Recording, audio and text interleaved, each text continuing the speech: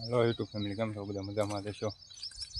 આપણે કાલનું વાવાઝોડું હતું, તારીખ 6/5/2025.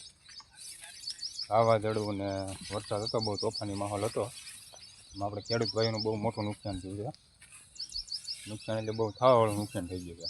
જેમ કે આંબાના બગીચા, બાજરાના ખેતરમાં, એવી રીતનું બહુ જોરદાર નુકસાન થયું છે. હું તમને બતાડું છું, તમે જોવો બધા.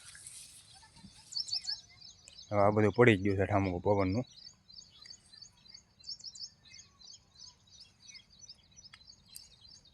બહુ ભારેમાં ભારે નુકસાન થઈ ગયું છે.